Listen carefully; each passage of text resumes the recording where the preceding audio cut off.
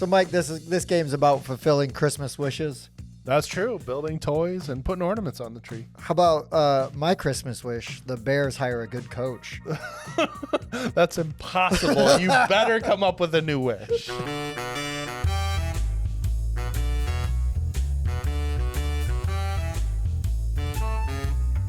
Hey guys, I'm Tim. I'm Mike. And this is the Board Game Rundown, and today we are going to review Santa's Workshop. This is a reprint from Elf Creek Games. Ages 6 and up, plays in 30 minutes, 2 to 5 players. I think all of those things are pretty accurate. They are. If you're watching this video, thank you. Please consider liking, subscribing, thumbs up. We have a Discord. Mike and I do a live stream every Wednesday with our buddy Bob. We call it Whiskey Wednesdays. The whiskey's optional. But come over there, participate, hang out with us. It's always a good time. Mike, you want to give us like a brief run through of how this plays? Absolutely. So we are elves in Santa's Workshop. We have 9 days before Christmas.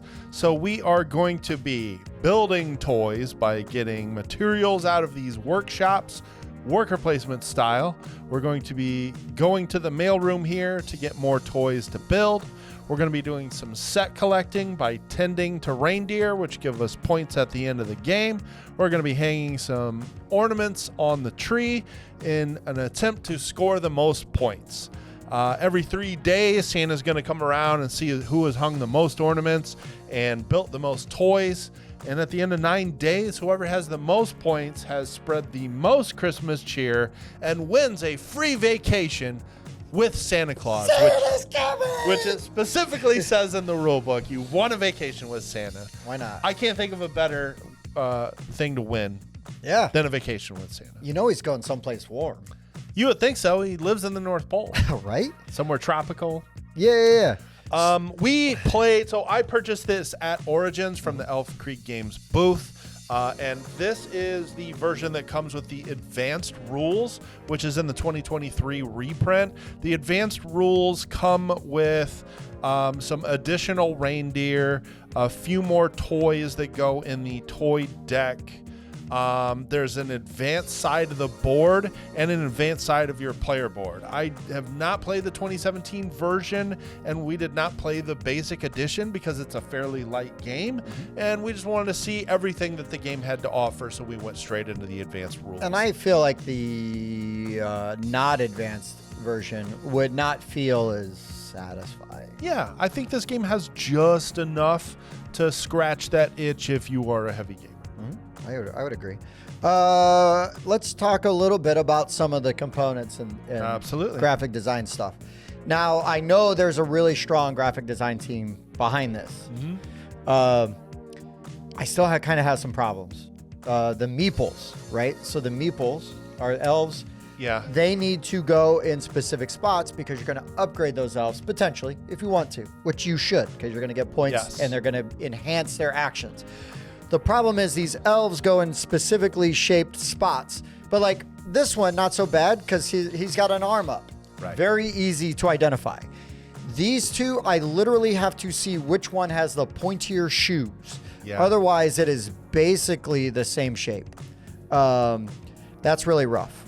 I had that same issue the first time I played it, and again the second time I played it, and I agree with you. I wanted to bring it up as well. You kind of have to look a little bit harder than you should to figure out which one of those first two meeples are different, but they do look very similar, and they could have done a little bit more to make them different.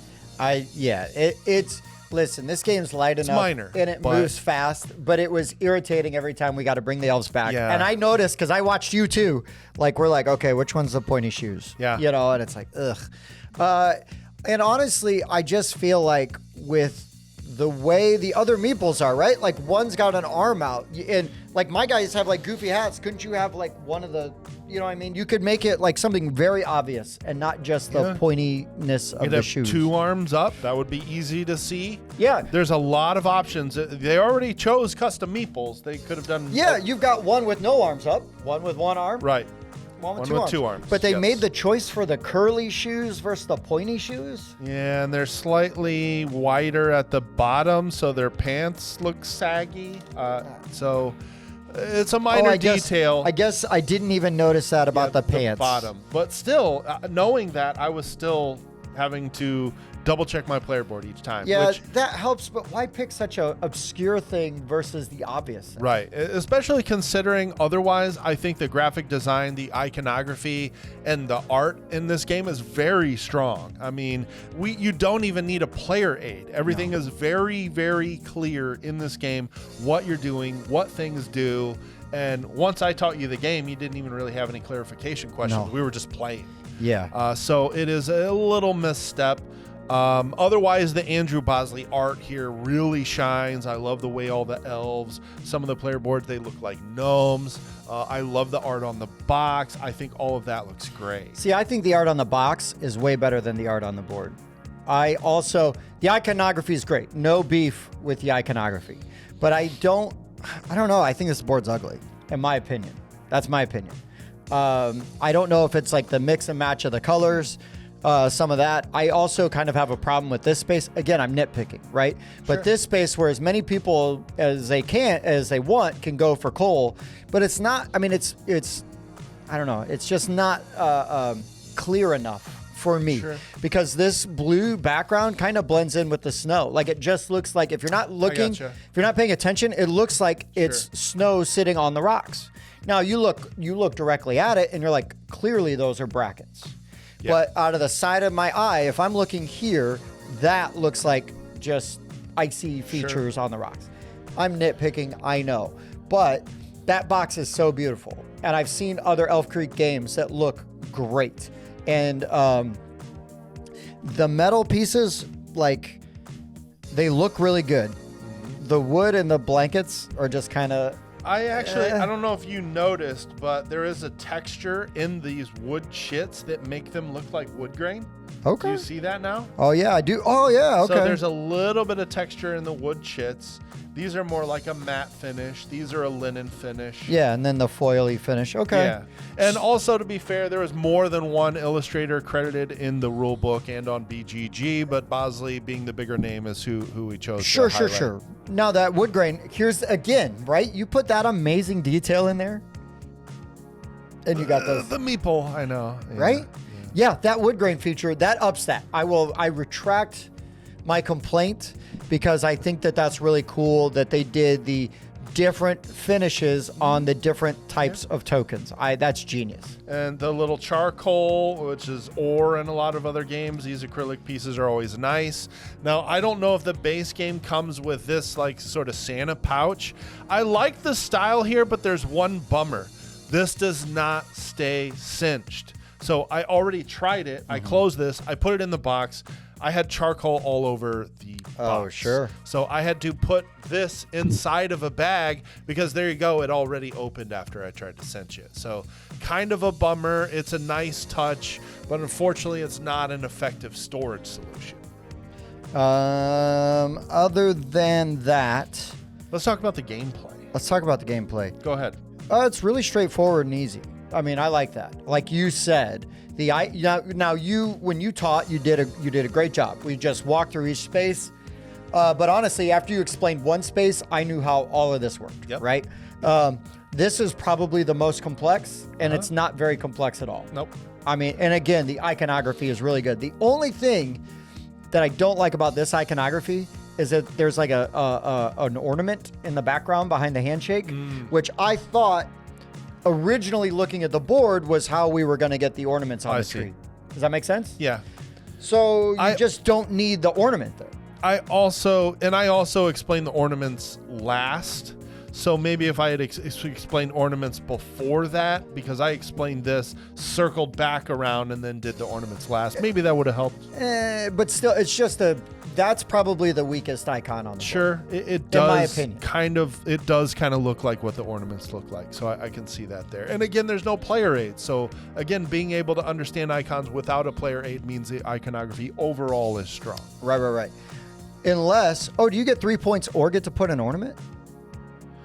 No? No. Because it's a slash. You know what I mean? There's no ornaments from that section. Right. That's the only way you do ornaments. Yeah, that is a slash. I didn't even notice that. So, because one of my nitpicks on the gameplay was I need more ways to get ornaments on there, on the tree.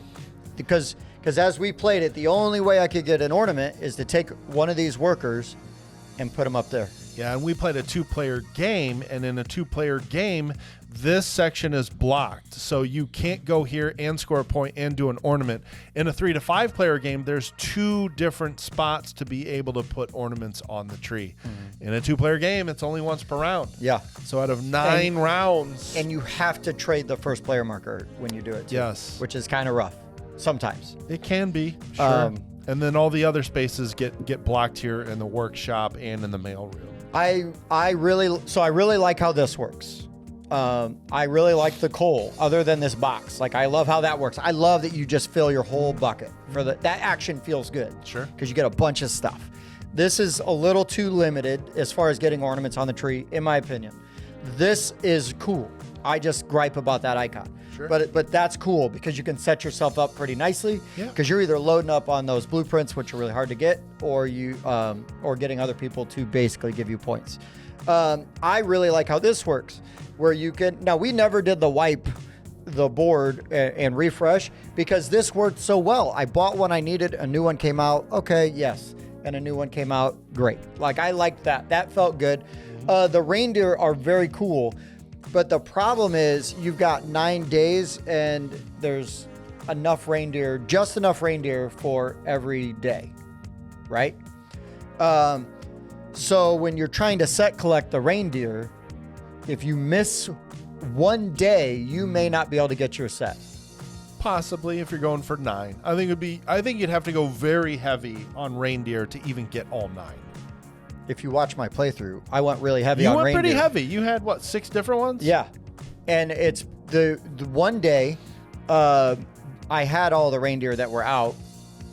And then another day, you bought all the reindeer. The last day, that's why they're still over there. Yeah, you bought all the reindeer. Yeah. And there must have been one other day that there was 2 I didn't have, but you just picked the one with the more useful ability. So it's really hard to get that. And I don't know why. It's not in the teach. I will tell you that. It's by no fault of your own. But I thought it would be, because I was doing a decent job of collecting those reindeer early. I thought, I'm going to get all of these. And that's going to be really easy. And then by the end of the game, I'm like, I'm not going to get all of them. And then you caught right up, which then negated that. I only beat you by 1 reindeer over here. Yeah. Which negated all of that effort. Because early on, you only had like 1 or 2, right? That's Yeah. like 7 points more. Not that it would have made a difference in the end score that much, because you were really rocking out winning by having all the ornaments on the tree. Because that's what kept you ahead and getting like the full score. So with that being as limiting as it is, and then this, I don't know. I just feel like that needs just one more thing. And I do know, just so you're aware, that is one of the changes from the base game. In the standard game, the reindeer don't have abilities; they're just set collecting cards. That's even worse, in my opinion. So I would agree. The abilities make them, because I started going for the more reindeer viable. early, not really because of these points, but because of the things they were giving me. Yeah. Because No you were abilities. blocking me out from getting metal like early on. Yeah. Which was really tough. And so I was going up and getting resources from the reindeer. Now, what I probably should have been doing was going up here and getting resources from the tree, but that only works so much and is pretty limited. And only once per round. So there are some things in here that feel a little tighter for the kind of game that it is. But overall, I mean, everything on this board makes sense. This game will be very easy to teach people. And I think most people will probably have a pretty good time with it because it's very straightforward. I enjoy this game. I mean, I'm glad I bought it. I'm glad it's in my collection. I'm going to keep it in my collection. I will look forward to playing this every Christmas, around the holidays each year. I can see this being very easy to teach to more casual gamers. I think the set collecting is interesting. And I do feel like there are some different ways to play based on whether you go heavy on the ornaments or heavy on the reindeer. And I did lose my first game playing this where somebody vastly beat me on the reindeer. I do feel like it's a bit easy to get all of the upgrades. Like each game I've played so far, I had all of the unlocks on the board. I think it would make you feel a bit more wanting if they were harder to get, or I don't think this game needs to be overcomplicated and there be even more upgrades, but maybe if it took more materials to get them, because in the first game I played, both of us did every upgrade on the board, and I'm kind of surprised that every unlock is completed by the end of the game. I didn't have that problem because first you blocked me from the metal, so I couldn't upgrade that. Yeah. And then when you went away from the metal, you started blocking all the blankets, and I couldn't upgrade that. That wasn't even intentional. That was just based on the toys. Yeah, you're that just I had playing. available. You're just playing. Otherwise, I find this game very enjoyable for what it offers, for the playtime, as easy it is to teach. I find it quite enjoyable. Yeah, right. Well, we're going to rate this game from 1 to 10. We do use 0.5, so technically it could be 0 or 0.5 to 10. But that will not be the case today. I'm going to guess. We will average Mike and I's scores together, and then that will be the score that you will see on the Board Game Rundown BGG page. Mike, what do you rate Santa's Workshop? I'm giving this an 8. I think this game is fun. There isn't like a ton of replayability here because all of the toy cards are essentially the same, just different variances in the materials and the assembly tokens needed. I've seen pretty much all the reindeer cards after 2 plays, but there's enough going on here that I find this an enjoyable experience, and I'm glad it's in my collection. That makes it an 8 for me. Fair.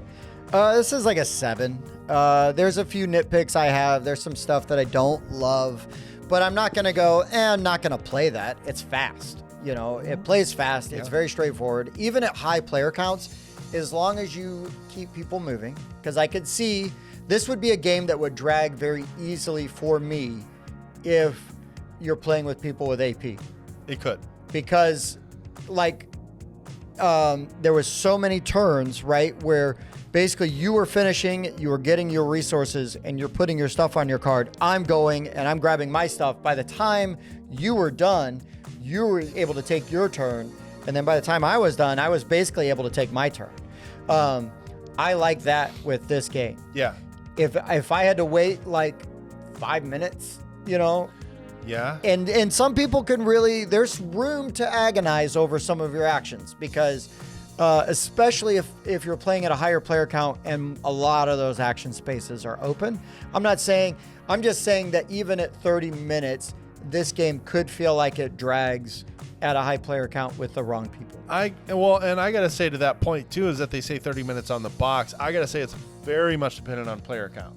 A 5-player game of this could go an hour. Yeah. I could easily see that, and that's not even with AP players. Right. This game really should probably say 30 to 60 minutes. But even without a teach, without the setup, experienced players, and finishing your toy while the other person is taking their action, I think this could still go 45, 50 minutes easy with 5 players. Sure.